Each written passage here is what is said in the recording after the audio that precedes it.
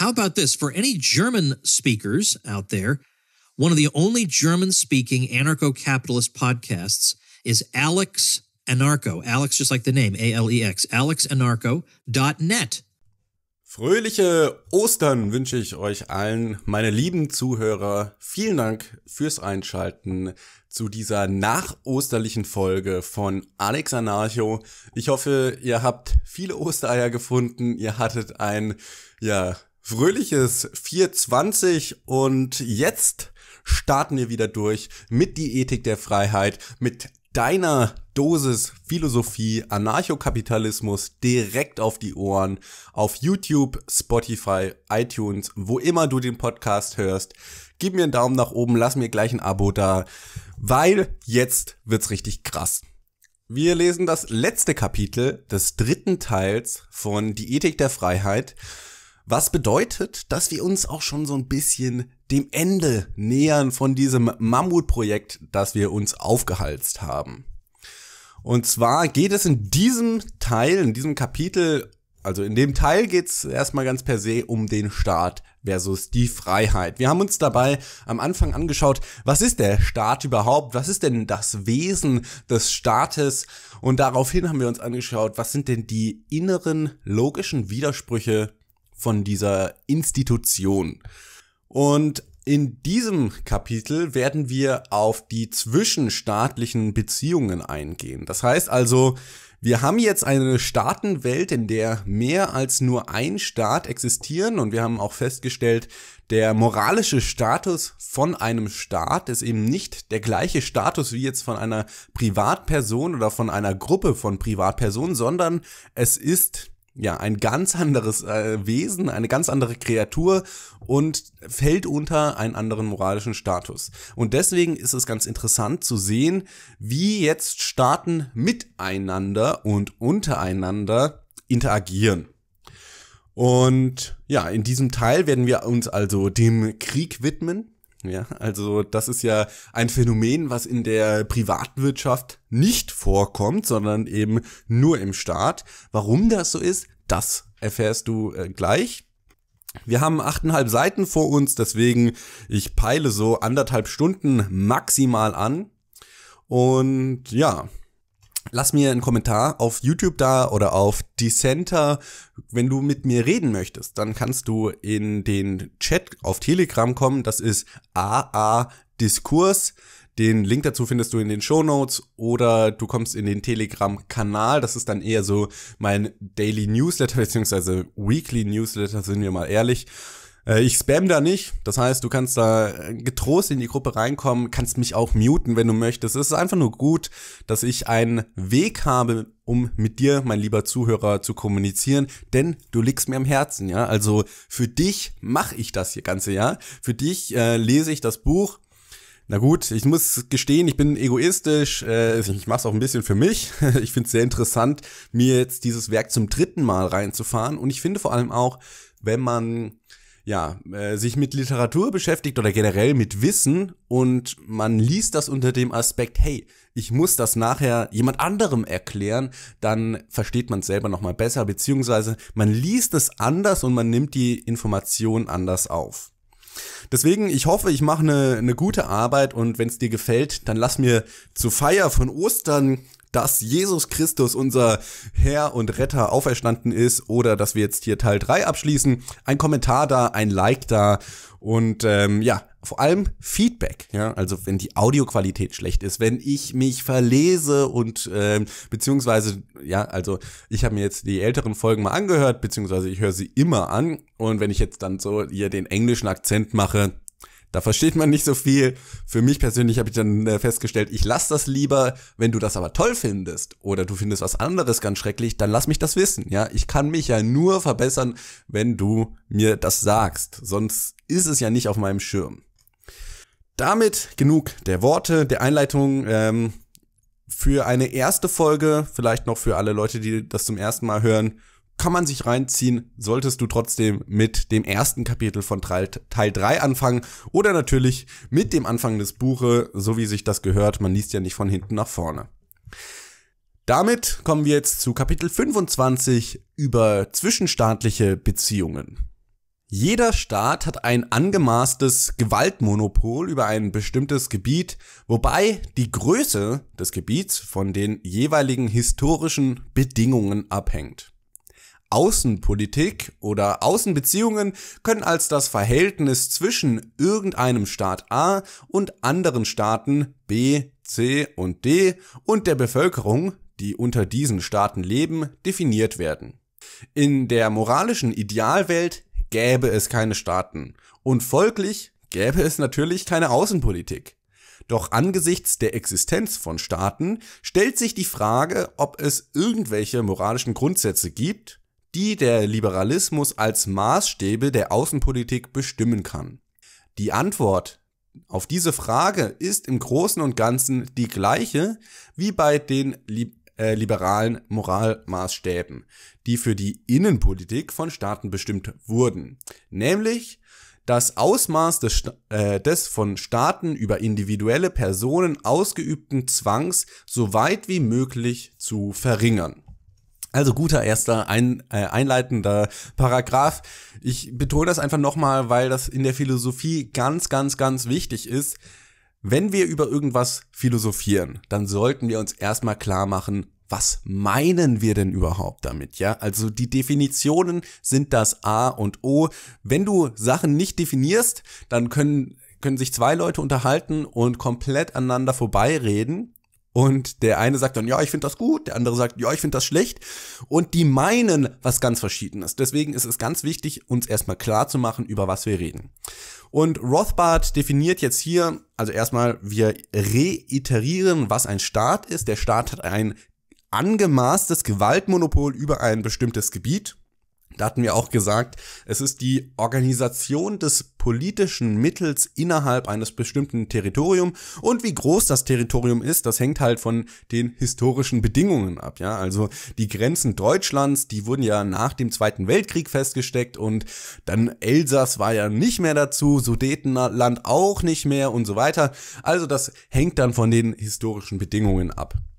Und Außenpolitik bedeutet jetzt, wenn ein Staat, also zum Beispiel Deutschland, mit anderen Staaten beziehungsweise mit anderen Staaten plus deren Bevölkerung interagiert. Zum Beispiel, wenn Deutschland mit Frankreich und der französischen Bevölkerung interagiert. Und jetzt haben wir natürlich festgestellt, der Staat ist schlecht, der Staat ist immoralisch und definiert sich immer durch Gewalt oder beziehungsweise das Gewaltmonopol, was wir nicht gut finden als Anarchokapitalisten. Deswegen wäre es besser, wenn es keine Staaten gäbe. Leider gibt es trotzdem Staaten und wir müssen uns jetzt vielleicht trotzdem einen Maßstab erarbeiten, mit dem wir bestimmte Politiken beurteilen können. Und der Maßstab hierfür ist der gleiche wie für die Innenpolitik, nämlich dass das Ausmaß des von Staaten über individuelle Personen ausgeübten Zwangs so weit wie möglich verringert wird. Also, dass der Staat eben so klein wie möglich gehalten wird. So, weiter im Text.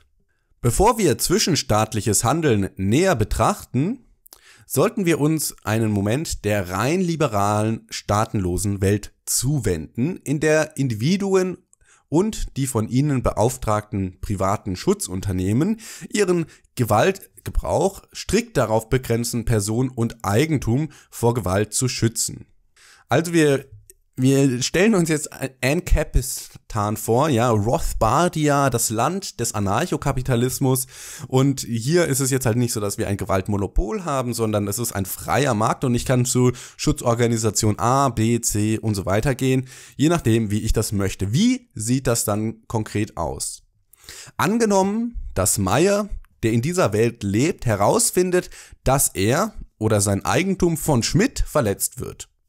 Wie wir sahen, ist es rechtens, wenn Meyer diesen Angriff durch den Gebrauch defensiver Gewalt zurückschlägt.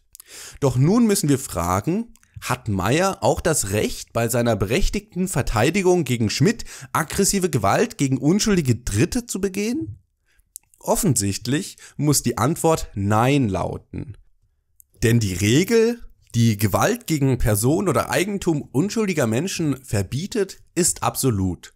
Sie gilt unabhängig von den subjektiven Motiven für die Rechtsverletzung. es ist falsch und kriminell, das Eigentum oder die Person eines anderen zu verletzen, selbst wenn man ein Robin Hood ist oder wenn man verhungert oder wenn man sich gegen den Angriff eines Dritten verteidigt. In vielen dieser Fälle und Extremsituationen mögen wir die Motive verstehen und Sympathie für sie empfinden.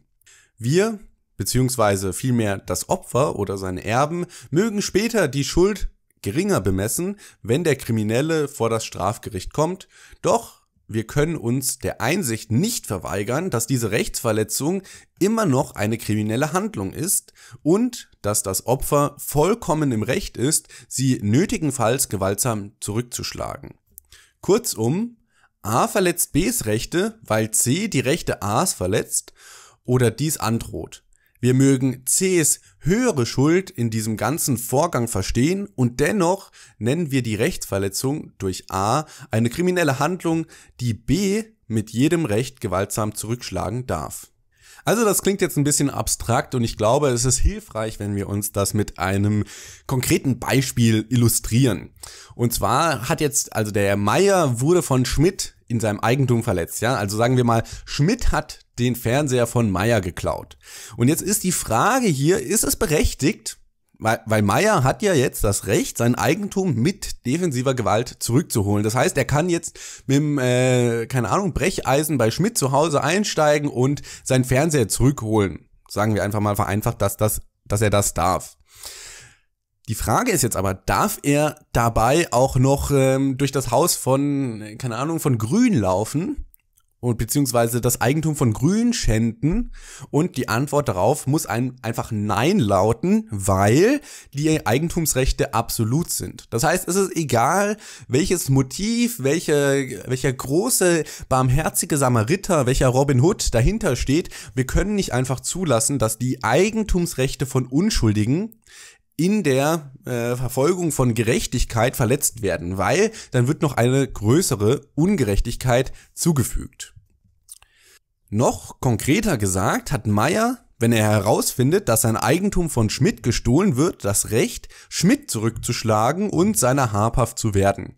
Doch Meier hat kein Recht, ihn zurückzuschlagen, indem er ein Gebäude bombardiert und unschuldige Leute ermordet oder seiner habhaft zu werden, indem er ein Maschinengewehrfeuer in eine unschuldige Menschenmenge entlädt. Wenn er das tut, ist er ein ebensolcher Verbrecher wie Schmidt oder sogar ein noch größerer. Also, gutes Beispiel, Schmidt hat meinen Fernseher geklaut und ich will den wiederhaben. Ist es jetzt gerecht, dass ich auf den Wohnblock, wo der Schmidt wohnt, eine Bombe schmeiße und dabei 50 Leute töte? Nein, ist es natürlich nicht, weil ich dabei die Eigentumsrechte von Unschuldigen verletze. Und das ist ganz, ganz wichtig, die Eigentumsrechte sind absolut und es kann noch so nobel sein, dass Schmidt, das ist ein ganz schlimmer Finger, der klaut ganz viele Fernseher und ich tue der Welt jetzt praktisch einen Gefallen, indem ich ihn hier wegbombardiere. Nein, das ist eben nicht so, sondern die Eigentumsrechte sind absolut. Und wichtig ist, wenn ich jetzt hier wegen einem geklauten Fernseher einen Häuserblock bombardiere oder irgendwie Leute töte, dann ist es eben überhaupt nicht gerechtfertigt, dass ich dann, da werde ich ein viel größerer Verbrecher, als der eigentliche Verbrecher Schmidt war. Und jetzt, liebe Leute, jetzt kommt eine Gedankenübung an euch. Fällt euch ein Beispiel aus der echten Welt ein, wo die Reaktion auf ein Verbrechen so unproportional war, dass derjenige, der eigentlich die Gerechtigkeit wiederherstellen wollte, zum viel größeren Verbrecher geworden ist? Ja. Wir denken zurück an den Anfang des Jahrtausends, 2001, wir schreiben den 11. September, die Twin Tower vom World Trade Center kommen runter und übrigens WTC 7 stürzt auch ein, aber das könnt ihr selber recherchieren. Da sterben dann ein paar tausend Leute und jetzt fast forward zu 2019, wir blicken in den Nahen Osten und hunderttausende Menschen sind gestorben, unschuldige Menschen wurden bombardiert, getötet von den USA, die vermeintlich gegen den Terrorismus kämpfen. Ja, also das Perverseste überhaupt.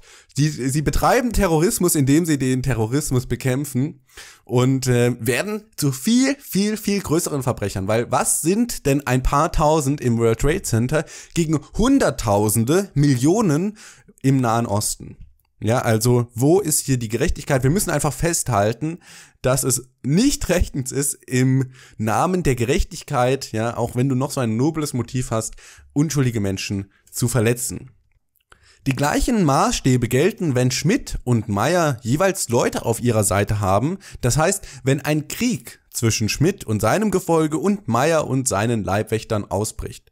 Wenn Schmidt und eine Gruppe Gefolgsleute die Rechte von Meyer verletzen und Meyer und seine Leibgarde die Schmidt-Bande bis in ihr Lager verfolgen, so können wir Meyer bei seinem Unterfangen bejubeln. Und wir haben andere, die daran Interesse finden, Rechtsverletzungen zurückzuschlagen, können finanziell oder persönlich zur Sache Meyers beitragen. Doch Meyer und seine Leute haben ebenso wie Schmidt kein Recht bei ihrem, in Anführungszeichen, gerechten Krieg, die Rechte irgendjemand anderes zu verletzen. Das Eigentum anderer zu stehlen, um ihre Jagd zu finanzieren, andere gewaltsam in ihr Polizeiaufgebot einzuziehen oder andere bei ihrem Kampf mit den Schmidt-Leuten zu töten. Und also was ihr jetzt hier anspricht, andere Leute gewaltsam enteignen oder ausrauben, damit sie ihr Unterfangen finanzieren können, das sind die Steuern. Und andere Leute gewaltsam in ihr Polizeiaufgebot einziehen, das ist die Wehrpflicht. Ja, und hier unschuldige Leute im Kampf gegen die Schmidt-Armee zu töten, das passiert leider auch. Also alle drei Kriterien sind von Staaten, wie jetzt zum Beispiel dem USA-Imperium, erfüllt. Wenn Meyer seine Leute etwas derartiges tun sollten, werden sie genauso unbeschränkt zu Verbrechern wie Schmidt und sie unterliegen dann allen Strafen für Kriminalität. In der Tat, wenn Schmidts Vergehen Diebstahl war und wenn Meyer andere Leute gewaltsam in sein Aufgebot nehmen sollte, um Schmidt zu fangen, oder wenn er auf der Jagd unschuldige Menschen tötet, dann wird Meyer zu einem größeren Verbrecher als Schmidt. Denn Verbrechen wie Versklavung und Mord sind sicherlich weitaus schlimmer als Diebstahl. Bei dem folgenden Kapitel denkt einfach immer an die USA, falls ihr ein bisschen was über die Außenpolitik der USA wisst, ja, und wir haben ja vorher schon definiert, was Außenpolitik bedeutet, dann wird da wahrscheinlich das eine oder andere Klick machen. Ich muss auf jeden Fall die ganze Zeit an die USA denken. Ja, Deutschland führt auch einige Kriege und ja, auch Deutschland finanziert die Kriege durch Gewalteinnahmen, aber nichtsdestotrotz ist die USA das Imperium aktuell auf der Welt. Angenommen, dass Schmidt bei seinem gerechten Krieg, in Anführungszeichen, gegen die von Schmidt angerichteten Verwüstungen ein paar unschuldige Menschen tötet. Und angenommen, er würde in einer theatralischen Verteidigung dieses Mordes bekunden, er habe lediglich nach dem Motto „Gebt mir Freiheit oder gebt mir den Tod" gehandelt. Die Lächerlichkeit dieser Verteidigung sollte sofort offensichtlich sein. Denn die Frage lautet nicht, ob Meyer gewillt war, bei seinem defensiven Kampf gegen Schmidt den persönlichen Tod zu riskieren. Die Frage lautet, ob er willens war, in Verfolgung seines berechtigten Zieles andere unschuldige Menschen zu töten. Denn in Wahrheit handelt Meyer nach dem vollkommen unhaltbaren Motto „Gebt mir Freiheit oder gebt anderen den Tod". Sicherlich kein sehr nobler Schlachtruf. Und das ist ja auch das Witzige, wenn man sich in die USA begibt und da mal guckt, die haben die Wehrpflicht und wer wird denn da eingezogen? Das sind nicht die Leute der hochrangigen Politiker, das sind nicht die Leute, die Söhne der Milliardäre, sondern das ist eben das gemeine Fußvolk und ja, dann schwingen sich die Politiker auf und sagen, ja, wir kämpfen für die Gerechtigkeit und riskieren dabei gar nichts, ja. Also weder ihr eigenes Einkommen, noch das eigene Leben, noch das Leben der eigenen Geliebten, gar nichts. Die benutzen andere Leute als Kanonenfutter, das Geld anderer und es ist einfach nicht sehr nobel, wenn man mit dem Geld von anderen Leuten, ja, Charity begeht, also gemeinnützige Sachen macht, in Anführungszeichen. So, weiter im Text. Krieg. Selbst ein gerechter Verteidigungskrieg ist also nur dann angemessen, wenn die Ausübung der Gewalt streng auf die individuellen Kriminellen beschränkt wird. Wir können uns die Frage, wie viele Kriege oder Konflikte in der Geschichte dieses Kriterium erfüllt haben, selber beantworten. Hint 0. Okay. Häufig wurde, insbesondere von Konservativen, behauptet, dass sich die schrecklichen modernen Massenvernichtungswaffen, also Atomwaffen, Raketen, biologische Kriegsführung und so weiter, nur graduell und nicht wesentlich von den einfachen Waffen früherer Zeiten unterscheiden. Eine Antwort darauf lautet natürlich, dass, wenn das Maß die Anzahl menschlicher Leben ist, der Unterschied ein sehr großer ist. Doch eine typisch liberale Antwort lautet, dass man mit Pfeil und Bogen und selbst mit einem Gewehr auf die eigentlichen Verbrecher zielen kann, wenn man nur will. Mit modernen Kernwaffen kann man das nicht. Hier liegt ein entscheidender Wesensunterschied. Natürlich könnten Pfeil und Bogen zu aggressiven Zwecken benutzt werden, aber sie könnten auch für den ausschließlichen Gebrauch gegen Rechtsverletzer bestimmt werden. Kernwaffen, selbst konventionelle Luftbomben, können das nicht. Diese Waffen sind ipso facto Maschinen unterschiedloser Massenvernichtung. Die einzige Ausnahme wäre der außergewöhnlich seltene Fall, dass eine große Menschenmenge, die nur aus Verbrechern besteht, ein riesiges geografisches Gebiet bewohnt. Wir müssen daraus schließen, dass der Gebrauch von Kernwaffen und Ähnlichem oder die Androhung desselben ein Verbrechen gegen die Menschheit ist, für das es keine Rechtfertigung geben kann. Diesen Paragraphen finde ich super wichtig.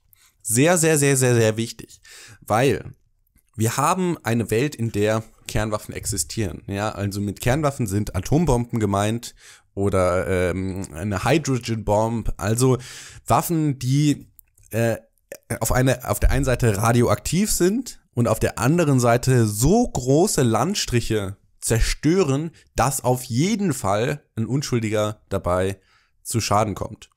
Und der wichtige Unterschied jetzt zwischen einem Maschinengewehr und einer Massenvernichtungswaffe, wie zum Beispiel eine Atombombe, ist eben, wenn ich möchte, kann ich mit der AK-47 tatsächlich den Rechtsverletzer treffen. Aber mit einer Atombombe treffe ich immer unschuldige Leute.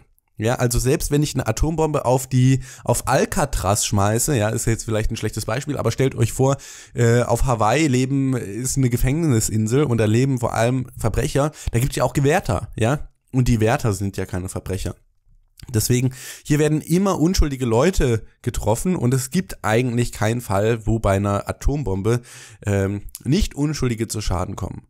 Und deswegen ist so eine Massenvernichtungswaffe wie eine Atombombe eben ein anderes Wesen wie ein Pfeil und Bogen oder wie ein Maschinengewehr.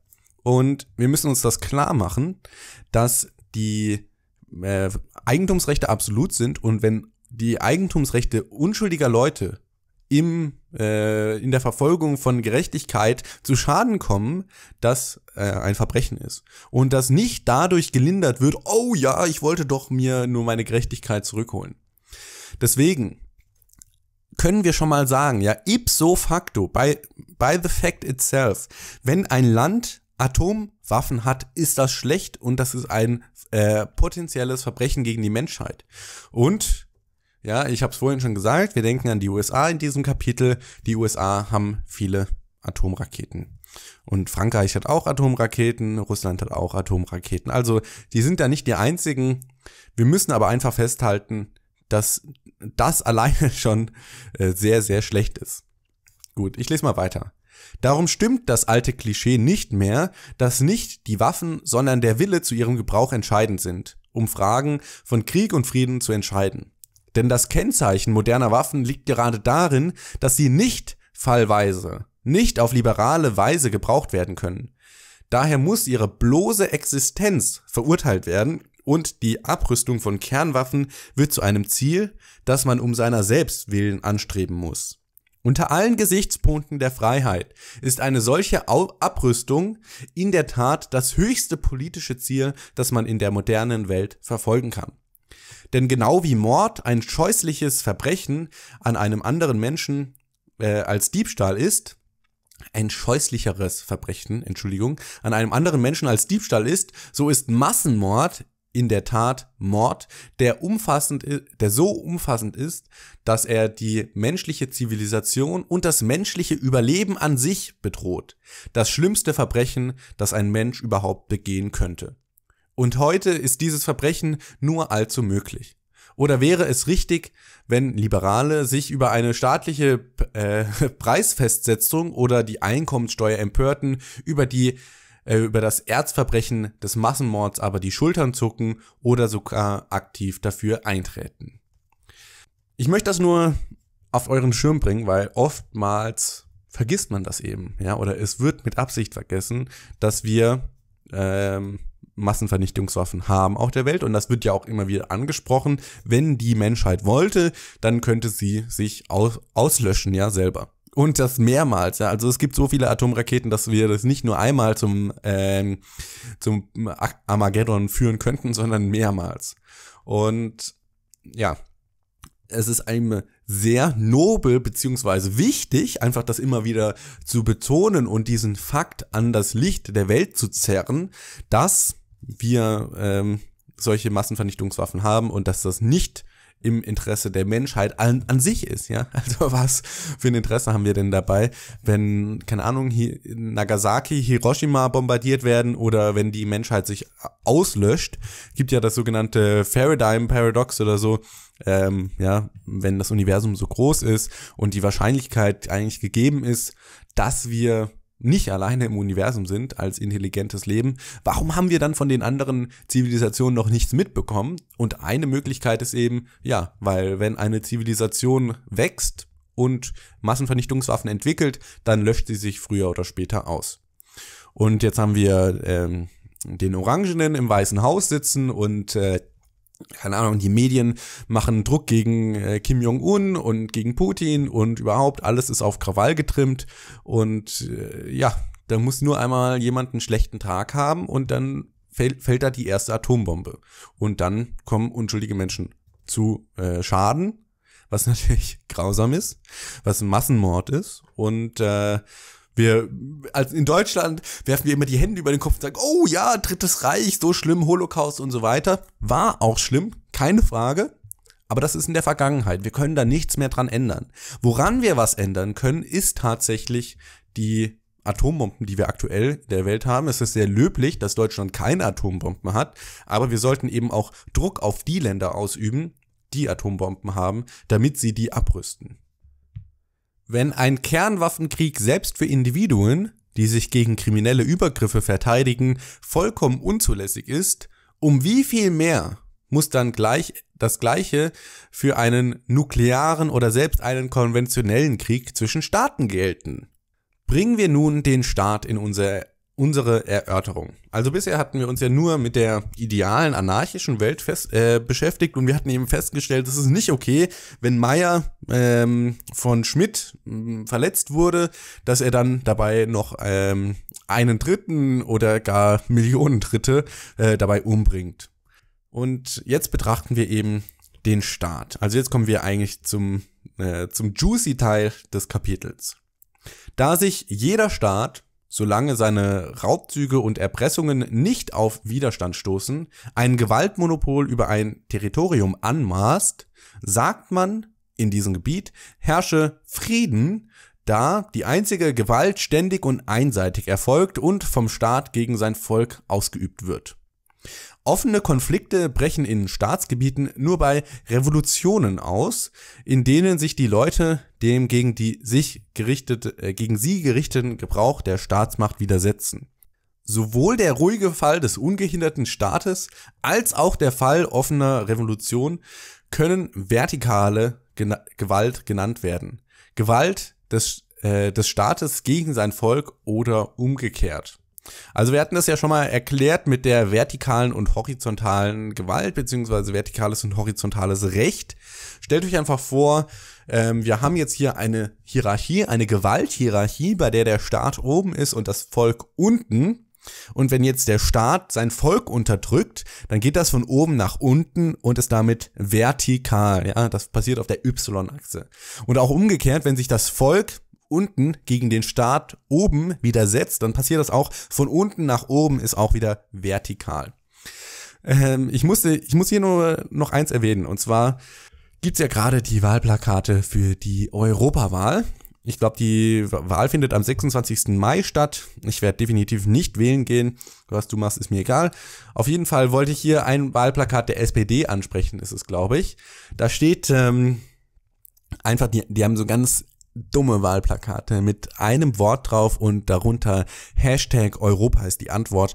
Und ein Wahlplakat ist eben so geil: Frieden. Europa ist die Antwort. Und hier möchte ich einfach das nochmal reiterieren, was wir gerade gelesen haben. Wenn der Staat seine Bevölkerung unterdrückt und die Bevölkerung sich nicht dagegen wehrt, dann ist das kein Frieden. Ja, also wir haben es hier immer noch mit einer Verletzung von Eigentumsrechten zu tun. Und wenn Europa oder die EU so mächtig ist, dass sich die einzelnen Leute nicht dagegen wehren, dann ist das kein Frieden. Ja, früher gab es ja den sogenannten Pax Romana, ja, den Frieden unter dem Römischen Reich. Das war nicht wirklich Frieden, nur weil die Leute, die vom Römischen Reich unterdrückt wurden, sich nicht widersetzt haben, ja. Also das ist kein Frieden, wenn wir eine ständige Verletzung von Eigentumsrechten haben. Und das muss man einfach festhalten. Nur weil jetzt hier kein aktiver Konflikt entsteht, heißt das nicht, dass wir Frieden haben. Frieden, ich glaube, das hatten wir in einem vorigen Kapitel schon mal definiert, ist eben der gegenseitige Respekt von Eigentumsrechten, ja, dass wir keine Verletzung von Eigentumsrechten haben. Und wenn ich die Eigentumsrechte von Meier, meinem verblödeten Nachbarn, die ganze Zeit missbrauche, dann ist das eben kein Frieden, nur weil Meier sich nicht wehrt. Ja, also das muss man sich einfach nur mal im Kopf klar machen. Wir halten fest, vertikale Gewalt ist von unten nach oben oder von oben nach unten. Staat gegen das Volk oder Volk gegen den Staat. Also entweder wir haben einen ruhige Staat, der sein Volk unterdrückt, so wie wir das gerade in Deutschland haben, oder wir haben eine Revolution, wie das, keine Ahnung, bei der französischen Revolution der Fall war, arabischer Frühling und so weiter, wo das Volk gegen den Staat rebelliert. In der gegenwärtigen Welt wird jedes Gebiet von einer Staatsorganisation beherrscht. Dabei sind eine Reihe von Staaten über die Erde verstreut, von denen jeder über ein Gewaltmonopol in seinem Territorium verfügt. Es gibt keinen Superstaat mit einem Gewaltmonopol über die ganze Welt. Und somit besteht zwischen den verschiedenen Staaten ein Zustand der Anarchie. Also das ist ja super interessant, ja, dass zwischen den Staaten gibt es keinen, der sagt, wo man dann praktisch zu Papa gehen kann und sagen, ey, aber Afghanistan hat mich hier beleidigt und so weiter, sondern die Staaten leben untereinander in einer Anarchie. Und dazu gibt es eine Fußnote, die möchte ich kurz vorlesen. Und zwar: Es ist seltsam und widersprüchlich, dass konservative Fürsprecher eines begrenzten Staates jeden Vorschlag zugunsten der Abschaffung eines Gewaltmonopols über ein bestimmtes Territorium als sinnlos verurteilen, da es die privaten Individuen ohne Oberherrschaft lassen würde, und gleichzeitig darauf beharren, die Nationalstaaten ohne Oberherrschaft zur Schlichtung von Streitigkeiten zu belassen. Das ist wieder das Problem, was wir auch schon angesprochen hatten, und zwar, ja, also entweder wir haben jemanden, der ganz oben steht, die Familie Meier, der wir alle Waffen geben, und dann ist natürlich die Frage, ja, wer schützt uns denn davor, dass die Meiers nicht ihre Waffen missbrauchen, ihre Gewaltmonopol missbrauchen? Also wenn wir jetzt zum Beispiel einen Weltstaat hätten, dann wäre natürlich die Frage, wer schützt uns davor, dass der Weltstaat zur Tyrannei wird? Und wenn wir es nicht haben, dann ist die Frage, ja, warum machen wir dann überhaupt einen Staat? Ja, also wenn sich wirklich zwei Leute, die gleich auf sind, zwei Institute, die gleich auf sind, untereinander einigen können, warum brauchen wir dann überhaupt Staaten? Warum kann ich mich dann nicht mit meinem Nachbar Meiern zusammensetzen und unsere Konflikte selber auslösen? So, mit Ausnahme von Revolutionen, die nur vereinzelt vorkommen, findet offene Gewalt und zweiseitiger Konflikt in der Welt daher zwischen zwei oder mehr Staaten statt. Das heißt dann internationaler Krieg oder horizontale Gewalt. Also horizontale Gewalt ist einfach, wenn die Leute oder die Institute gleich auf sind, ja, die sind auf einer Ebene, auf einer horizontalen, und dann bombardiert eben USA Afghanistan. Das sind beides Staaten und deswegen auf einer Horizontale. Ähnlich wäre horizontale Gewalt, auch wenn ich dem Meier eins überbrate. Ja, wir sind auch beides Menschen und auf einer Horizontale. Aber einfach nur mal festgehalten, Vertikale ist der Staat gegen den Pöbel. Der Staat hat mehr Rechte vermeintlich, obwohl das, wie wir in die inneren Widersprüche des Staates festgestellt haben, nicht rechtens ist. Aber der Staat kontrolliert den Pöbel oder eben die Staaten bombardieren sich untereinander. Das ist einmal die vertikale gegen die horizontale Gewalt. Nun gibt es entscheidende und lebenswichtige Unterschiede zwischen Kriegen unter Staaten auf der einen Seite und Revolutionen gegen Staaten oder Konflikte zwischen privaten Individuen auf der anderen Seite. In einer Revolution findet der Konflikt innerhalb eines geografischen Gebietes statt. Sowohl die Günstlinge des Staates als auch die Revolutionäre bewohnen dasselbe Territorium. Zwischenstaatlicher Krieg findet hingegen zwischen zwei Gruppen statt, von denen jede ein Monopol an ihrem eigenen Gebiet hat. Das heißt, er findet zwischen Einwohnern verschiedener Territorien statt. Aus diesem Unterschied ergeben sich mehrere wichtige Konsequenzen. Aber wir halten das einfach nochmal fest, ja, wir erinnern uns an die USA, die hatten den Bürgerkrieg und da haben sich die Leute aus dem Süden gegen die Leute aus dem Norden widersetzt, beziehungsweise die haben sich bekriegt. Die haben also mehr oder weniger das gleiche Territorium bewohnt, nämlich die Vereinigten Staaten von Amerika. Wenn jetzt die USA Krieg gegen den Iran führt, oder sie führen keinen Krieg gegen den Iran, gegen den Irak, dann passiert dieser Krieg auf dem irakischen Boden, ja. Die US-Bürger bekommen davon erstmal nichts mehr mit, außer dass sie halt immer für die Flagge singen und die Düsenflieger übers Stadion fliegen sehen. Also hier ist es ganz wichtig, out of sight, out of mind, ja, wenn der Krieg auf einem anderen Staatsgebiet stattfindet, dann merke ich davon erstmal gar nichts. Genauso ist es beim deutschen Militär, ja, wir sind ja auch in Syrien und in Mali und so weiter, da kriegen wir gar nichts von mit, außer wenn wir jetzt die Rekruten schauen oder so, aber das ist ja nicht auf unserem Staatsgebiet, das ist ja nicht das Gleiche, wie wenn jetzt hier jeden Abend der Bombenalarm läutet wie im Zweiten Weltkrieg und dann fliegen die Amis über uns hinweg, ja, also das ist ja nicht das Gleiche und das sollte man einfach nochmal festhalten. Bei einer Revolution sind also sowohl die Angreifer als auch die Verteidiger im gleichen Gebiet. Bei einem zwischenstaatlichen Krieg findet das immer auf einem Staatsboden von einem der beiden Parteien statt. Und der Unterschied ist jetzt also, das war jetzt der Unterschied und jetzt ergeben sich daraus 3 wichtige Konsequenzen. Erstens, in einem zwischenstaatlichen Krieg ist das Anwendungsgebiet von modernen Massenvernichtungswaffen weitaus größer. Denn wenn die Eskalation der Waffen in einer innerterritorialen Auseinandersetzung zu groß wird, wird sich jede Seite mit den Waffen, die auf die andere Seite gerichtet sind, selbst in die Luft sprengen. Weder eine revolutionäre Gruppe noch ein die Revolution bekämpfender Staat kann zum Beispiel Kernwaffen gegen den anderen benutzen. Doch wenn die kriegsführenden Parteien verschiedene Territorien bewohnen, wird das Anwendungsgebiet für moderne Waffen gewaltig groß. Und das gesamte Arsenal der Massenvernichtungswaffen kommt zum Einsatz. Ja, stellt euch vor, in Berlin gäbe es einen Bürgerkrieg, da würde die Merkel ja nicht sagen, ey, da schmeiße ich mal eine Atombombe auf Kreuzberg. Also sie hat keine Atombombe, also sie würde nicht sagen, ich schmeiße jetzt Bomben auf Kreuzberg. Sie wird da wahrscheinlich selber, keine Ahnung, grüne Politiker oder so treffen, die da wohnen.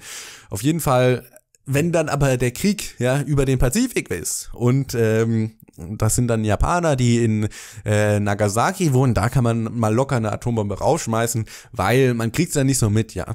Also da ist man ja selber nicht davon beeinflusst. Deswegen bei zwischenstaatlichen Kriegen ist die Wahrscheinlichkeit, dass Massenvernichtungswaffen zum Einsatz kommen, viel größer, weil sich der Angreifer dadurch selber nicht ins Bein schießt. So. Eine zweite damit zusammenhängende Folge ist, dass, obwohl die Möglichkeit besteht, dass Revolutionäre ihre Angriffsziele genau bestimmen und sie auf ihre staatlichen Feinde begrenzen, eine solche Bestimmung in einem zwischenstaatlichen Krieg sehr viel weniger möglich ist. Das trifft selbst bei älteren Waffen zu und bei modernen Waffen kann es natürlich überhaupt keine Zielfestlegung geben. Also wenn jetzt zum Beispiel in der französischen Revolution, da weiß man ja, wer die Adligen sind. Ja, man kennt den Ludwig den 16. ja relativ gut und man kann dann gut sagen, ja gut, wenn wir dem den Kopf abschlagen, dann haben wir unserem Kurs hier was Gutes getan. Das ist jetzt natürlich nicht so einfach, wenn wir gegen eine Bevölkerung beziehungsweise gegen ein Staatsgebiet kämpfen, ja, also das ist ja auch ein Problem im Nahen Osten eben, dass wir nicht genau identifizieren können, oder ich sag hier schon wir, dass das Militär nicht genau identifizieren kann, wer ist denn jetzt hier ein gegnerischer Soldat und wer ist denn einfach nur ein Zivilist. Und ja, das ist einfach, vor allem wenn wir dann mit Drohnen Krieg führen, dann ist das halt nicht möglich. Schaut euch mal das Video Collateral Murder an, auch nochmal zum Thema WikiLeaks. Das ist denen so teilweise auch scheißegal, wen die da erschießen. Und das führt uns zum dritten Punkt, da zudem jeder Staat alle Menschen und Ressourcen in seinem Territorium mobilisieren kann, betrachtet der andere Staat alle Bürger des Gegnerlandes zumindest zeitweilig als seine Feinde und behandelt sie entsprechend, indem er den Krieg auf sie ausdehnt. So machen es alle Konsequenzen eines Krieges zwischen verschiedenen Gebieten beinahe unvermeidbar, dass ein zwischenstaatlicher Krieg Angriffe von beiden Seiten auf die unschuldigen Zivilisten, die privaten Individuen des anderen mit sich bringt. Diese Unausweichlichkeit wird durch die moderne Massenvernichtungswaffen absolut. Und im Militär gibt es dann dafür ein Begriff und das nennt sich Collateral Damage, ja, also Kollateralschaden. Wenn wir dann, keine Ahnung, wir wollen jetzt hier einen Terroristen ausschalten, wir haben sein Handy vermutlich geortet und wir bombardieren jetzt einfach mal die ganzen Häuserblock. Na gut, da kommen halt 500 Unschuldige bei ums Leben. Pustekuchen, wir haben ja das Handy jetzt hier kaputt gemacht. Also das ist einfach unausweichlich, wenn wir einen zwischenstaatlichen Krieg haben, dann betrachten wir einfach die Bevölkerung von, sagen wir jetzt mal, Irak oder Afghanistan als Feinde per se und dann können wir die alle umbringen. So denkt das US-Imperium. Und wir müssen natürlich festhalten, nochmal zum Anfang zurück, Eigentumsrechte sind absolut. Und deine Motive können noch so nobel sein, ja, also die USA können ja komplett recht haben, es ist trotzdem nie gerechtfertigt, dass sie die Eigentumsrechte von Unschuldigen verletzen. Wenn ein besonderes Kennzeichen zwischenstaatlicher Kriege darin besteht, dass sie Kriege zwischen Territorien sind, so entspringt ein weiteres, einzigartiges Kennzeichen aus der Tatsache, dass jeder Staat von der Besteuerung seiner Untertanen lebt. Jeder Krieg gegen einen anderen Staat bringt daher eine Verstärkung und Erweiterung der Besteuerungsangriffe gegen das eigene Volk mit sich. Auseinandersetzungen zwischen privaten Individuen können von den beteiligten Parteien auf freiwilliger Basis geführt und finanziert werden. Und gewöhnlich ist das auch der Fall. Revolutionen können durch freiwillige Beiträge der Öffentlichkeit finanziert und ausgefochten werden. Und häufig ist das so. Doch staatliche Kriege können nur durch Übergriffe auf den Steuerzahler geführt werden. Und wenn ihr jetzt denkt, bei meiner letzten Steuererklärung habe ich das gar nicht mitbekommen, dass ich hier jetzt auch Krieg finanziere, brauchst du gar nicht, ja, brauchst du gar nicht unterschreiben hier, weil wir haben ja einen Staat mit dem Geldmonopol, der sagen kann, ja, wir drucken jetzt einfach mehr Geld. In den USA macht das die Federal Reserve, feuchtfröhlich. Die druckt einfach das Geld, die brauchen hier gar nicht mal die Leute direkt zu besteuern, weil sie können sie indirekt eben über die Inflation zur Kasse bitten und dadurch ihren Krieg finanzieren. Und wenn man sich anschaut, wie viel Geld in den in das Industriekomplex in den USA fließt, dann ist das auch ganz klar. Ein weiteres Beispiel, was ich hier anführen wollte, ist der Erste und Zweite Weltkrieg. Vor allem beim Ersten Weltkrieg, vor dem Ersten Weltkrieg hat eigentlich weltweit, vor allem in der westlichen Welt, also in Deutschland, Frankreich, Großbritannien, USA und so weiter und so fort, der Goldstandard geherrscht. Das heißt, alles Geld war durch Gold gedeckt. Und sobald der Krieg aber ausgebrochen ist, haben innerhalb von wenigen Monaten alle Länder, die daran beteiligt waren, den Goldstandard abserviert. Die USA sind ein bisschen später in den Krieg reingekommen, deswegen hatten die noch ein bisschen länger den Goldstandard, aber sie sind dann auch vom Goldstandard abgewichen. Und das war übrigens das jähe Ende des Goldstandards. Ich weine ihm immer noch hinterher, aber es bedeutet einfach, oder es verdeutlicht einfach, dass staatliche Kriege nur dadurch finanziert werden können, dass man anderen Leuten das Geld wegnimmt. Weil wenn du die Wahl hättest, hey, möchtest du 1.000 Euro mehr bei deiner Steuer zahlen oder 1.000 Euro weniger? Und übrigens mit den 1.000 Euro finanzieren wir dann den Krieg in Mali oder in Afghanistan oder so und so weiter, dann würdest du vielleicht eher sagen, oh, ich wollte mir eigentlich jetzt gerade einen neuen Laptop kaufen oder ich wollte mit meiner Frau in Urlaub fahren, ich behalte die 1.000 Euro und dann sagt der Staat auf einmal, oh ja, fuck, wie bezahle ich denn dann meine Panzer und wie kontrolliere ich denn dann den Luftraum in Syrien? Dann muss ich das ja lassen. Also, aber die Wahl hat man ja nicht und deswegen machen die halt den ganzen Scheiß. Deswegen ist es ganz wichtig, der Unterschied, wenn jetzt zum Beispiel Organisation, also nochmal zurück zur anarchischen Welt, Organisation A führt gegen Organisation B einen, in Anführungszeichen, Krieg. Erstmal bewohnen die wahrscheinlich das gleiche Gebiet, das heißt, sie würden keine Bomben aufeinander schmeißen, weil sie sich dadurch selber ins Bein schießen. Und auf der anderen Seite können sie ihre Kunden halt nicht besteuern und wenn sie dann Krieg führen und die Preise deswegen anheben müssen, um das zu finanzieren, dann sagen sich die Kunden, oh, ja, aber so viel wollte ich jetzt eigentlich nicht für meinen Schutz ausgeben, dann gehe ich halt zur Organisation D, E oder F. So, alle Kriege eines Staates bringen daher verstärkte Übergriffe auf die Steuerzahler dieses Staates mit sich.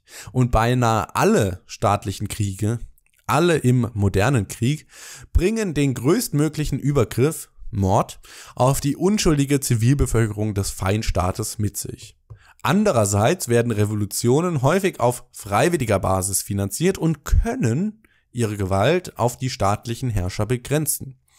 Und private Auseinandersetzungen können ihre Gewalt auf die tatsächlichen Verbrecher begrenzen. Wir müssen daher schlussfolgern, dass einige Revolutionen und einige private Auseinandersetzungen rechtmäßig sein können, während staatliche Kriege immer zu verurteilen sind. Also allein dieser Fakt, dass Staaten sich durch Steuer finanzieren. Wir haben festgestellt, Steuern sind Diebstahl und Diebstahl sind Verletzungen von Eigentumsrechten. Allein deswegen sind staatliche Kriege schon mal zu verurteilen. Einige Liberale mögen Folgendes einwenden. Also wir beschäftigen uns jetzt hier mit einem Einwand. Wir bedauern zwar Steuern für den Krieg und das staatliche Monopol an Schutzdiensten, aber wir müssen die Existenz dieser Bedingungen zur Kenntnis nehmen und solange sie existieren, müssen wir den Staat bei gerechten Verteidigungskriegen unterstützen. Im Lichte unserer obigen Erörterungen würde die Antwort wie folgt lauten. Richtig, Staaten existieren und solange sie dies tun, sollte die liberale Haltung zum Staat in den Worten bestehen, na gut, du existierst, aber zumindest solltest du so lange dein Handeln auf den Bereich, den du monopolisiert hast, begrenzen. Kurzum ist der Liberale daran interessiert, den Bereich staatlicher Übergriffe gegen alle privaten Individuen, ob Ausländer oder Inländer, so weit wie möglich zu verringern.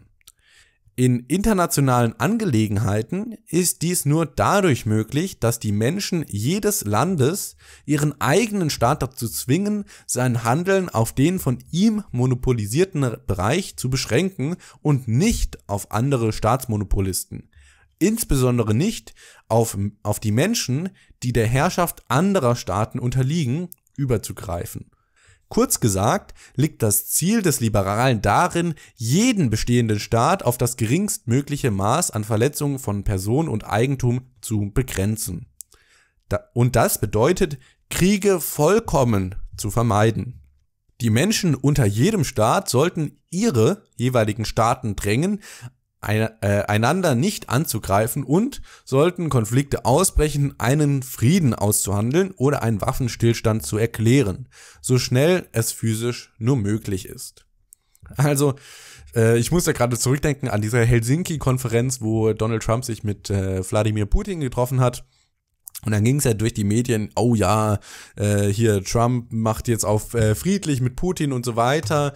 Und die Medien haben eigentlich den Krieg gefordert, mehr oder weniger, oder gehetzt, dass sich da ein Konflikt zwischen den USA und Russland etabliert, was natürlich genau entgegen dem ist, was wir gerade gelesen haben, dass sich die liberalen Menschen eigentlich darauf fokussieren sollten, Druck auf ihren eigenen Staat zu machen, dass er eben keinen Krieg führt oder mögliche Konflikte vermeidet. Für uns Liberale ist also, oder für uns Libertäre, für uns Anarchokapitalisten ist also ein Grundsatz immer ganz entscheidend. Wir wollen, dass die staatliche Gewalt so klein wie möglich gehalten wird. Ob das jetzt gegen Inländer ist, in Form von Steuern und Regulationen, oder gegen Ausländer in Form von Krieg, ist uns egal. Ja, also für den Grundsatz, wir wollen den Staat so klein wie möglich haben, spielt das erstmal keine Rolle. Und wir können eben konsequent sagen, wir wollen sowohl keine Steuern als auch keinen Krieg mit anderen Ländern. Nehmen wir nun eine Seltenheit an. Einen ungewöhnlichen, eindeutigen Fall, in dem der Staat tatsächlich versucht, das Eigentum seiner eigenen Bürger zu schützen. Ein Bürger des Landes A bereist oder investiert in einem Land B und dann verletzt der Staat B seine Person und beschlagnahmt sein Eigentum. Übrigens, so ist das auch passiert Mitte des 20. Jahrhunderts im Iran. Da hatten die Briten ganz viele Ölfelder und der Iran hat das dann nationalisiert, hat das also beschlagnahmt und daraufhin haben die Briten zum CIA gesagt, hey, putscht hier mal, das ist jetzt eine andere Geschichte, aber sowas kommt halt vor, ne? Ich investiere jetzt hier, was weiß ich, in Usbekistan und dann nimmt mir der usbekistanische Staat das weg. Was passiert da jetzt?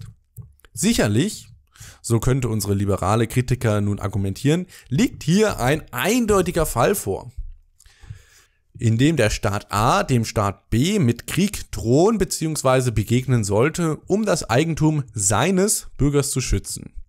Da der Staat, so das Argument, sich das Monopol zum Schutz seiner Bürger auferlegt hat, ist er verpflichtet, für jeden Bürger in den Krieg zu ziehen. Und Liberale müssen dies als einen gerechten Krieg unterstützen. Doch der Punkt ist wiederum, dass jeder Staat nur seinem eigenen Territorium ein Gewalt- und mithin ein Schutzmonopol hat. Er hat kein solches Monopol, in der Tat überhaupt keine Befugnis, in irgendeinem anderen Territorium. Wenn daher ein Einwohner des Landes A in das Land B reisen oder dort investieren sollte, so muss der Liberale argumentieren, dass er sich dabei mit dem Staatsmonopolisten des Landes B einlässt und dass es unsittlich und kriminell wäre, wenn der Staat A Menschen im Land A besteuert und zahlreiche Unschuldige im Land B tötete, um das Eigentum des Reisenden bzw. des Investors zu schützen. Also wenn die CIA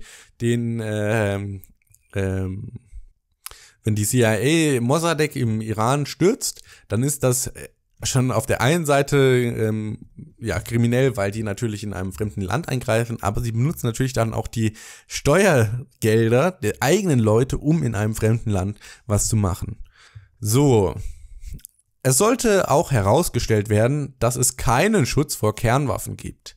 Der einzige gegenwärtige Schutz in Anführungszeichen ist die Drohung sicherlicher gegenseitiger Vernichtung und dass der Staat daher keinen internationalen Schutz gewährleisten kann, solange diese Waffen existieren.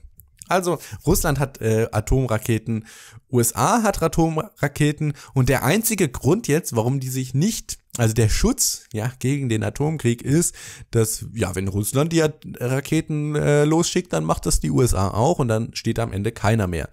Auf Englisch heißt das Mutually Assured Destruction, war im Kalten Krieg ein ganz heißer Begriff, wird abgekürzt mit MAD, also eigentlich mit verrückt, ist ein gutes Akronym.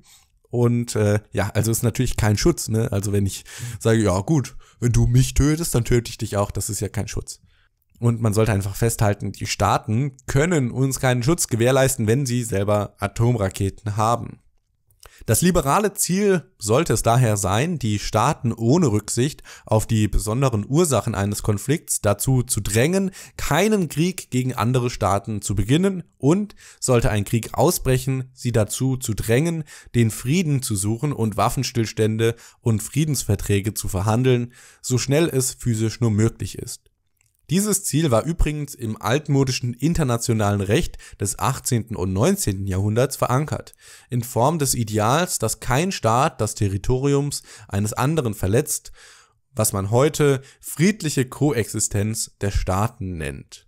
Gibt's auch das UNO-Gewaltverbot, der Daniele Ganser redet ja immer wieder drüber und Ron Paul ist zum Beispiel so ein Politiker, der da sehr konsequent dafür ist, dass eben kein Krieg im Nahen Osten geführt wird.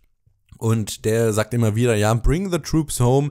Und dem glaubt man es sogar. Also ich glaube es dem sogar, dass er dafür einsteht, weil er halt sehr prinzipienbasiert ist. Ein Feature, was sonst, glaube ich, kein Politiker vorweisen kann.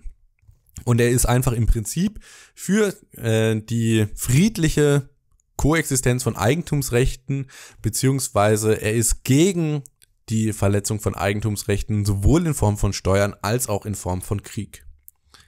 Angenommen jedoch, dass trotz liberaler Opposition ein Krieg begonnen wurde und dass die kriegsführenden Parteien keinen Frieden verhandeln. Was sollte dann die liberale Position sein? Sie liegt eindeutig darin, den Umfang des Übergriffs auf unschuldige Zivilisten so weit wie möglich zu verringern. Das altmodische internationale Recht besaß zwei hervorragende Vorrichtungen zu diesem Zweck: das Kriegsrecht und das Neutralitätsrecht, beziehungsweise die Rechte neutraler Staaten. Die Neutralitätsgesetze sollten jeden Krieg strikt auf die kriegsführenden Parteien begrenzen, ohne dass die Staaten bzw. vor allem die Völker anderer Länder angegriffen wurden.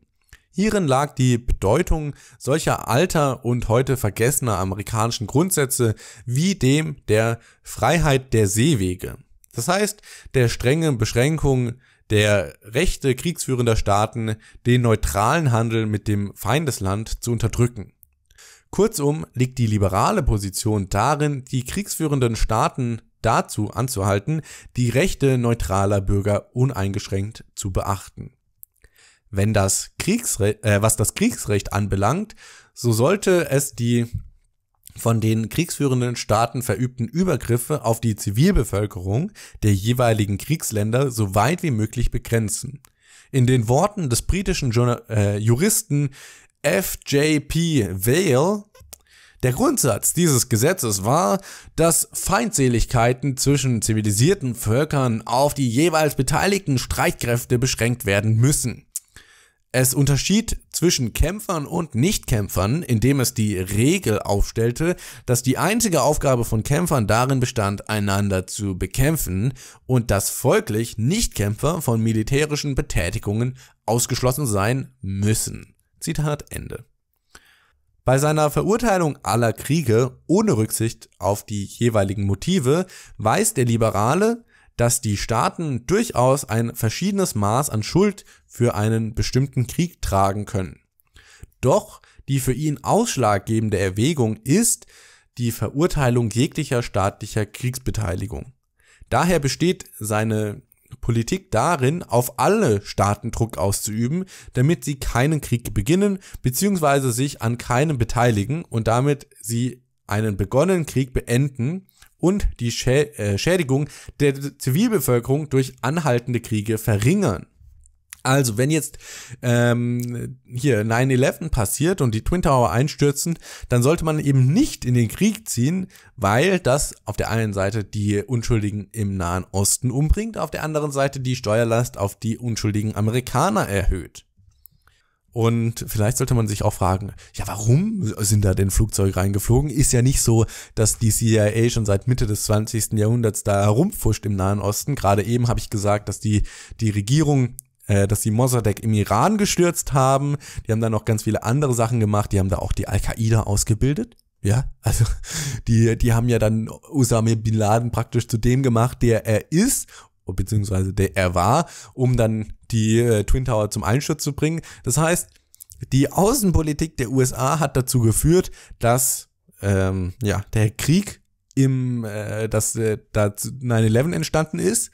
Und dann, was ist die Antwort darauf? Oh ja, da müssen wir erstmal mit all unserer Gewalt in den Nahen Osten tuckern, um dann da noch mehr Leute umzubringen. Also, was ist denn los? Wer hat denen in den Kopf geschissen? Beziehungsweise, ich weiß natürlich, dass denen keiner in den Kopf geschissen hat. Ja, also die sind ja nicht doof.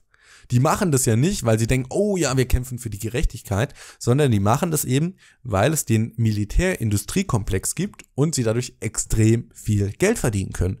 Und wenn dann ein paar 100.000 Leute vom Pöbel sterben, ist nicht so schlimm. Ja, also solange die sich bereichern können, die verzichten da gerne auf den Pöbel. Das sind sehr elitäre Leute, die schauen vor allem auf sich selber und dass sie halt so untouchable sind, dass sie machen können, was sie wollen. Wir merken uns einfach, als Libertärer hat man es relativ einfach mit dem Staat einfach sagen, wir sind gegen alle staatliche Aktivität. Ja, also ob du jetzt deine Bevölkerung besteuerst oder in die Wehrmacht einziehst oder Krieg in anderen Ländern führst. Ich bin gegen all den Shit, lass es einfach sein. Ein anderer Gesichtspunkt der liberalen Politik, friedlicher Koexistenz und Nicht-Einmischung zwischen Staaten besteht darin, sich jeglicher Auslandshilfe, der Hilfe eines Staates für einen anderen, aufs Strengste zu enthalten. Denn jede Hilfe, die ein Staat A einem Staat B gewährt, verstärkt zum einen den Steuerübergriff auf das Volk des Landes A und verschlimmert zum anderen die Unterdrückung der Menschen in Land B durch ihren Staat. Also das ist ganz wichtig, ja, das vergessen wir heute oft. Auslandshilfe, das hört sich ja doch erstmal positiv an. Ja, Hilfe ist doch ein positives Wort, wir sind doch alle für Hilfe. Und wenn jetzt Deutschland der dritten Welt Geld gibt, das ist doch erstmal zu bejubeln. Weil das hilft denen ja, es heißt ja Auslandshilfe, wie kann man da dagegen sein? Aber es ist halt sehr oberflächlich, wir dürfen uns nicht von dem Begriff täuschen lassen. Was hier auf der einen Seite passiert, ist eben, dass wir Deutschen ausgeraubt werden. Also jetzt zum Beispiel, wenn Deutschland Griechenland finanzieren soll, werden erstmal Deutschland ausgeraubt, oder werden die Deutschen, du und ich, ausgeraubt. Und dann auf der anderen Seite wird die Unterdrückung in jetzt zum Beispiel Griechenland oder in anderen Dritte Weltländern durch den Staat verschlimmert. Sehen wir nun, welche Anwendung die liberale Theorie auf das Problem des Imperialismus findet. Imperialismus kann als der Übergriff eines Staates A auf die Menschen des Landes B mit anschließender Erhaltung der ausländischen Herrschaft definiert werden. Also wieder ganz wichtig, wir reden jetzt über Imperialismus, wir müssen das natürlich erstmal definieren. Und ich lese die Definition nochmal vor. Imperialismus kann als der Übergriff eines Staates A auf die Menschen des Landes B mit anschließender Erhaltung der ausländischen Herrschaft definiert werden. Also, wenn jetzt, die USA Afghanistan angreifen und danach, nach diesem Krieg, weiterhin Afghanistan kontrollieren, dann ist das Imperialismus. Und die USA ist dann ein Imperium. Diese Herrschaft könnte entweder direkt über Land B ausgeübt werden oder indirekt durch einen untergeordneten Vasallenstaat B. Eine Revolution der Menschen aus B gegen die imperialistische Herrschaft von A, entweder direkt oder gegen den Vasallenstaat B, ist sicherlich berechtigt. Wieder vorausgesetzt, dass das Feuer der Revolutionäre sich nur gegen die Herrscher richtet. Konservative und sogar einige Liberale haben häufig behauptet, dass ein wesentlicher Imperialismus über unterentwickelte Länder unterstützt werden sollte, da er Eigentumsrechte wahrscheinlich mehr respektiere als die Nachfolgerstaaten der Eingeborenen. Doch erstens ist die Beurteilung dessen, was auf den Status quo folgen mag, reine Spekulation, wohingegen die Unterdrückung der Menschen des Landes B durch die bestehende imperialistische Herrschaft nur allzu wirklich und sträflich ist. Und zweitens vernachlässigt diese Darlegung der Dinge den Schaden, den der Imperialismus den westlichen Steuerzahlern zufügt, indem er ihnen die Rechnung für die Eroberungskriege und anschließend für die Erhaltung der imperialistischen Bürokratie aufbürdet. Aus diesem Grunde allein muss der Liberale den Imperialismus verurteilen. Und die Rechnung für die Kriege im Nahen Osten hat die USA noch nicht bezahlt. Ja, als wenn wir uns die Staatsschulden anschauen und wie viel Geld da jetzt praktisch bezahlt werden muss, das haben sie ja noch nicht bezahlt. Die drucken einfach nur Geld und nehmen weiter Schulden auf, aber davon ist ja noch nichts wirklich zurückbezahlt. Und ich prophezeie euch, dass der Tag kommen wird, an dem diese Rechnung fällig wird. Und dann ist aber Schicht im Schacht, wie man so schön sagt. Weil dann geht der Geldhahn aus, ja. Und dann ist auf einmal die Frage, ja, was ist denn Geld überhaupt? Ist das hier dieses scheiß Papiergeld, dieser US-Dollar, das Fiat-Geld, was der Staat einfach so sich aus dem Arsch ziehen kann? Oder ist es vielleicht was anderes? Und ich hoffe, dass die Bewegung dann eher so auf Kryptowährungen gehen wird, wie Bitcoin und Monero. Aber schließen wir das Kapitel erstmal vollständig ab. Und jetzt kommen hier nochmal 2 Paragraphen, die das Ganze so, zusammenfassen. Also 2 sehr, sehr wichtige Paragraphen. Und zwar: Bedeutet die Gegnerschaft zu allen zwischenstaatlichen Kriegen, dass der Liberale niemals einen Wandel geografischer Grenzen unterstützen kann, dass er die Welt einem Einfrieren ungerechter territorialer Systeme ausliefert? Sicherlich nicht. Angenommen zum Beispiel, Moldawien habe Rurithanien angegriffen und den westlichen Teil dieses Landes annektiert. Ich schiebe das nur kurz ein. Annektieren ist jetzt also sowas wie Hitler mit Österreich gemacht hat, dass man da einfach mit der Armee reinmarschiert und sagt, so, ist jetzt meins. Das ist nicht das gleiche wie sezedieren. Das wäre, wenn Österreich eine Abstimmung macht und sagt, hey, wir wollen eigentlich zu Deutschland gehören. Und das wird immer in der Tagesschau falsch gesagt, dass die Krim, also die ukrainische Halbinsel da, von Putin annektiert wurde. Das heißt, dass er da mit der Armee reinmarschiert ist und gesagt hat, so, ist jetzt meins. Das ist nicht so. Das ist Tagesschau-Propaganda. Was tatsächlich passiert ist, dass die Krim eine Abstimmung gemacht hat und entschieden hat, zu sezedieren. Das heißt, von Ukraine abgetrennt zu werden. Und ich glaube, die haben damit über 80% dafür gestimmt. Die Westruritanier sehen sich nun nach der Wiedervereinigung mit ihren rurithanischen Brüdern. Vielleicht, weil sie ihre rurithanische Sprache ungestört sprechen wollen. Wie kann das bewerkstelligt werden? Natürlich gibt es den Weg friedlicher Verhandlungen zwischen den beiden Regierungen. Aber nehmen wir an, dass die moldawischen Imperialisten sich unnachgiebig zeigen oder aber die moldawischen Liberalen drängen ihren Staat, seine Eroberung der Gerechtigkeit zuliebe aufzugeben. Doch nehmen wir an, dass auch das nicht funktioniert. Was nun? Wir müssen weiterhin behaupten, dass es unrechtmäßig wäre, wenn der rurithanische Staat einen Krieg gegen Moldawien anfinge.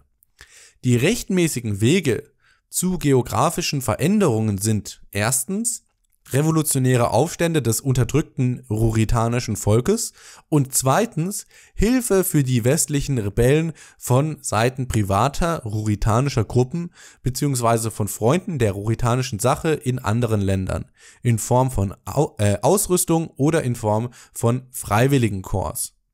Also wenn du möchtest, dass Westrurithanien wieder zu Rurithanien kommt und da wieder vereinigt wird, dann kannst du dich ja selber dahin verfrachten und dann da mitkämpfen mit den Rebellen. Ja, und eine Revolution, eine richtige Revolution des Volkes ist eben ein rechtmäßiger Weg zur geografischen Veränderung von Landesgrenzen. So, und jetzt kommen wir zum letzten Paragraphen und fassen alles nochmal zusammen. Es ist ein sehr, sehr, sehr wichtiger Paragraph. Bitte hör gut zu. Schließlich müssen wir auf die Tyrannei im Inland zu sprechen kommen, die unvermeidliche Begleiterscheinung zwischenstaatlicher Kriege ist. Eine Tyrannei, die gewöhnlich noch lange nach Kriegsende anhält. Zweiter Weltkrieg, USA. Randolph Byrne war sich darüber im Klaren, dass Krieg der Jungbrunnen des Staates ist. Im Krieg kommt der Staat erst zu sich selbst. Er gewinnt an Macht, an Zahl, an Stolz, an absoluter Herrschaft über Wirtschaft und Gesellschaft. Die Ursprungslegende, die es dem Staat ermöglicht, sich am Krieg zu gesunden, ist das Ammenmärchen, dass Krieg eine Verteidigung der Untertanen durch den Staat ist. Die Tatsache liegt genau andersherum. Denn wenn der Krieg der Jungbrunnen des Staates ist, so bedeutet er auch die größte Gefahr für ihn. Ein Staat kann nur durch Kriegsniederlage oder Revolution sterben. Im Krieg mobilisiert der Staat daher verzweifelt das Volk für den Kampf für ihn gegen einen anderen Staat, unter dem Vorwand, dass er für sie kämpft. Die Gesellschaft wird militarisiert und verstaatlicht. Sie wird zu einer Herde, die danach trachtet, ihre vermeintlichen Feinde zu töten, die jede Gegenstimme gegen die offizielle Kriegsanstrengungen ausrottet und unterdrückt. Und die im angeblichen öffentlichen Interesse begeistert Verrat an der Wahrheit begeht. Die Gesellschaft wird zu einem Heereslager mit den Werten und der Moral einer, wie Albert J. Nock einst ausdrückte, Armee im Vormarsch. Kapitel Ende und Ende von Teil 3. Ja, zu diesem letzten Teil, zu diesem letzten Paragraphen wollte ich einfach jetzt nochmal den Satz vorlesen, der mir am meisten im Kopf geblieben ist. Und zwar, im Krieg kommt der Staat erst zu sich selbst. Er gewinnt an Macht, an Zahl, an Stolz, an absoluter Herrschaft über Wirtschaft und Gesellschaft.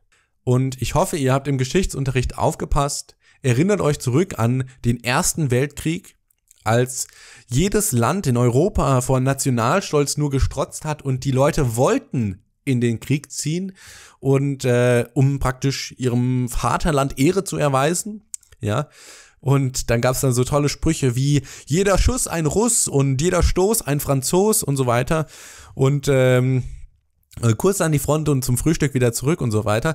Und dann sind da Millionen von Leute umgekommen, ja, Kanonenfutter. Einfach in den Gräben traumatisiert, umgekommen und so weiter und so fort. Ganz, ganz grausame Geschichte. Und das ist der Jungbrunnen des Staates, wenn sowas passiert. Dass die Leute auf einmal anfangen, den Staat zu vergöttern, dass sie denken, oh, ich muss mein Land für mein Vaterland geben. Und dabei gibt man sein Leben ja nicht für das Vaterland, ja, also nicht für den Grund und Boden, auf dem du aufgewachsen bist und gelebt bist, sondern du gibst dein Leben für den Staatsapparat. Und das ist der wichtigste Taschenspielertrick, den der Staat der Gesellschaft vorgaukelt, dass er im Krieg eben für die Untertanen kämpft. Nichts könnte weiter von der Wahrheit entfernt sein. Ich habe es vorhin schon mal gesagt, die tatsächlichen Leute, die an der Macht sind, die Entscheidungen treffen, oh, wir fallen jetzt in Afghanistan ein. Das sind nicht die Leute, die ihre Kinder, ihre Söhne an die Front schicken, um da abgemetzelt zu werden. Das sind nicht mal die Leute, die die Rechnung dafür bezahlen. Das sind Leute, die andere Leute in den Tod schicken, die das Geld von anderen Leuten im Ofen verheizen, um selber davon zu profitieren. Und macht euch das einfach klar. Wenn ihr irgendwo in den Medien hört, ja, muss ja nicht mal auf Deutschland bezogen sein, aber wenn ihr irgendwo mitbekommt, dass das Krieg von einem Staat gegen den anderen geführt wird, ist die wichtigste Aufgabe der Intellektuellen, und damit meine ich vor allem die Massenmedien, ja, die Corporate Media, also die Medien Inc. sozusagen, den Leuten zu verklickern, dass der Angriff gegen sie ist, ja, also das hatten wir auch in Anatomie des Staates schon. Das ist der wichtigste Trick, weil dann gehen die Untertanen ja mit Freude in den Krieg und singen auch noch die tollen Lieder. Und nach 9/11 haben sich sehr, sehr viele Amis ins Militär einschreiben lassen und verpflichtet.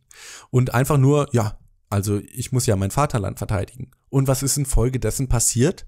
Ja, am 11. September sind ein paar tausend Amerikaner gestorben und in den letzten 18 Jahren sind Hunderttausende, Millionen von Menschen im Nahen Osten ermordet worden. Unschuldige Menschen.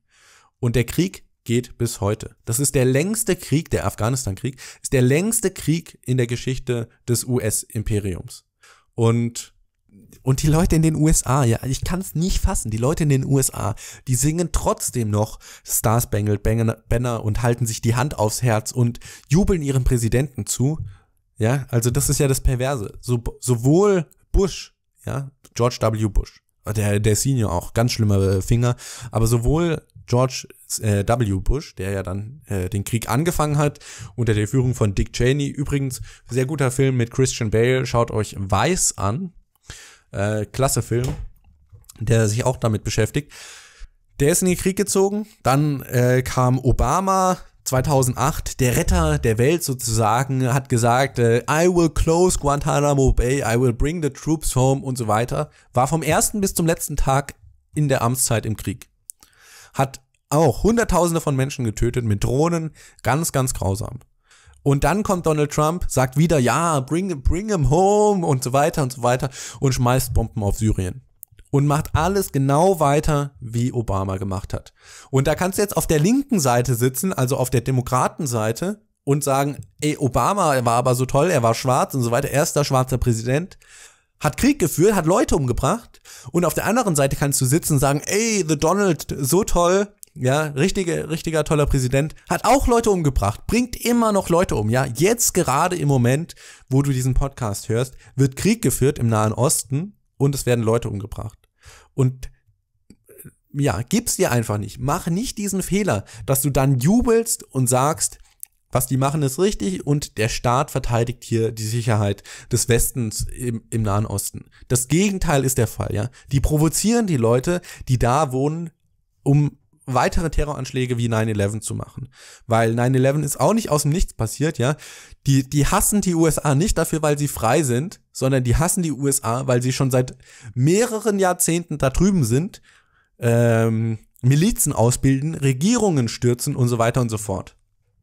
Also einfach den Jungbrunnen des Staates direkt vergiften. Glaub nicht, dass der Staat für dich kämpft. Du kämpfst für den Staat und die Merkel wird sich in Scheiß drum scheren, für dich eine Kugel zu fangen, ja? Also du bist derjenige, der hier geopfert wird und wenn du im Militär bist und in den Krieg ziehst, dann bist du derjenige, der hier das Schindluder des Staates ausführt.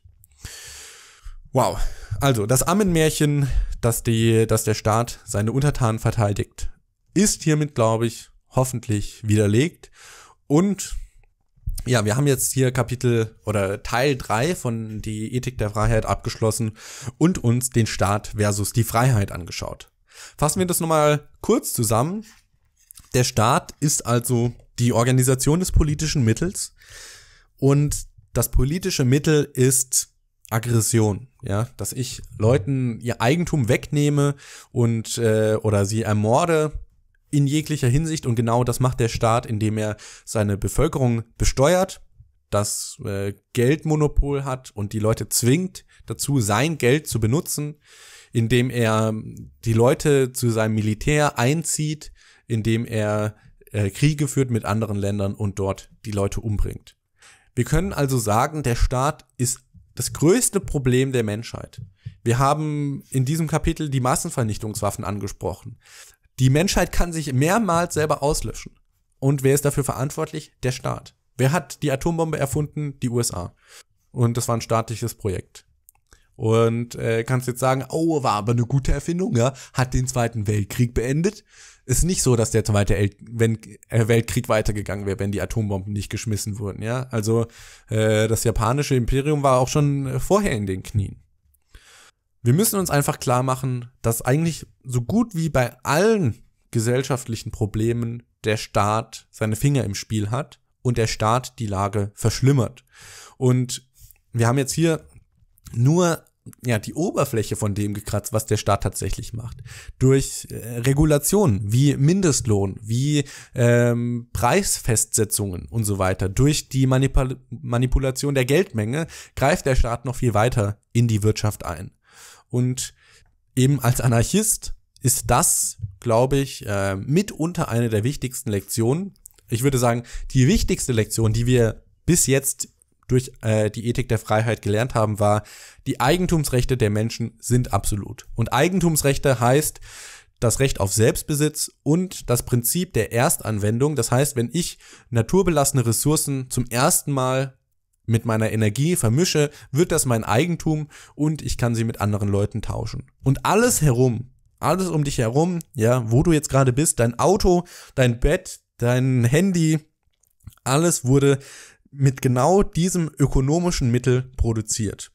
Und alles Schlechte in der Welt ist durch das politische Mittel geschuldet, ja, dass dich Leute einfach mit Gewalt zu irgendwas zwingen, enteignen, ungerechterweise natürlich und das muss man sich einfach klar machen. Deswegen auf der einen Seite die Absolutheit von Eigentumsrechten, das ist das, woran wir glauben und das, was wir hassen, ist das politische Mittel, die unentgoltene Aneignung fremder Arbeit und genau das hat der Staat institutionalisiert und betreibt auf einer Skala, von der jeder Al Capone nur träumen könnte. So, und damit haben wir 3 Teile abgeschlossen. Jetzt haben wir noch 2 Teile vor uns. Und liebe Leute, ich möchte wissen, was ihr jetzt hier vom nächsten Teil, der uns bevorsteht, gerne hören würdet. Und zwar, ich gehe mal kurz vor zum Inhaltsverzeichnis, beschäftigen wir uns jetzt mit den alternativen Theorien der Freiheit. Und zwar gibt's hier jetzt 1, 2, 3, 4 verschiedene Philosophen, die auch eine Konzeption der Freiheit ausgearbeitet haben. Wir gehen jetzt also wieder weg vom Staat und beschäftigen uns abstrakter, philosophischer mit Freiheit. Und da können wir auf der einen Seite die utilitaristische Theorie des freien Marktes ansprechen. Dieses Kapitel werde ich höchstwahrscheinlich auch komplett lesen. Das beschäftigt sich dann mit Wertfreiheit und mit utilitaristischer Sozialphilosophie. Utilitarismus ist in der Akademie sehr weit verbreitet und deswegen denke ich, das ist ganz gut, wenn ich das hier mal bearbeite. Dann Kapitel 27 bin ich mir noch unschlüssig, ob ich es lesen soll. Das ist von Isia Berlin über negative Freiheit. Es ist nicht sonderlich lang. Komm Leute, ich mach's einfach. Kapitel 28 ist Friedrich August Hayek mit dem Begriff des Zwangs, ein sehr interessantes Kapitel. Und Kapitel 29 ist Robert Nozick über die unbefleckten Empfängnisse oder die unbefleckte Empfängnis des Staates.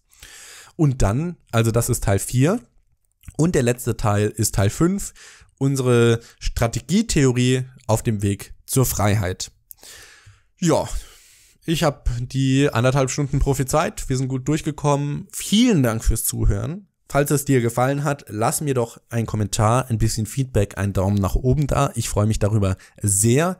Und wenn du mir noch ein bisschen weiterhelfen willst, dann erzähl anderen Leuten von diesem Podcast. Für mich ist aktuell das ganz Wichtige, dass ich so groß wie möglich werde, dass ich so viele Ohren wie möglich erreiche. Und das schaffe ich eben, indem du auf Twitter, auf Facebook, auf Mastodon, auf Gab, auf deiner Plattform der Wahl einfach meinen Link teilst und sagst, hey, an diesem Podcast hat mir das und das ganz gut gefallen. Oder dass du in einem Gespräch mit Freunden, ja, wenn es jetzt um Kriege geht, dann drop doch einfach mal so, hey, AlexAnarcho, der hat so einen Podcast und das Kapitel 25 von die Ethik der Freiheit geht über genau das und das könntest du dir mal anhören. In diesem Sinne wünsche ich dir eine schöne Woche. Wir haben uns jetzt mit sehr viel Negativem beschäftigt, deswegen empfehle ich dir, geh einfach mal raus in die Natur, hör ruhige Musik, entspann dich einfach mal ein bisschen, versuch ein bisschen zu meditieren. Das kann einen sehr runterziehen, wenn man sich darüber bewusst macht, dass ja an anderen Orten der Erde gerade Krieg herrscht und Leute erschossen werden und bombardiert werden und so weiter. Und ich finde da immer ganz gut, was Daniele Ganser sagt. Auf der einen Seite ist nichts okay und auf der anderen Seite ist alles okay. Und das sind zwei Seiten der gleichen Münze und beides stimmt, ja. Also jetzt hier, wo ich den Podcast aufnehme, ist alles okay. Auf der anderen Seite bricht der Euro bald zusammen und der Dollar auch und so weiter. Es ist nichts okay, aber gerade ist irgendwie alles okay. Ja, dann macht's einfach gut, schalt nächstes Mal ein, abonniert den Podcast und so weiter und so fort. Übertragung beendet.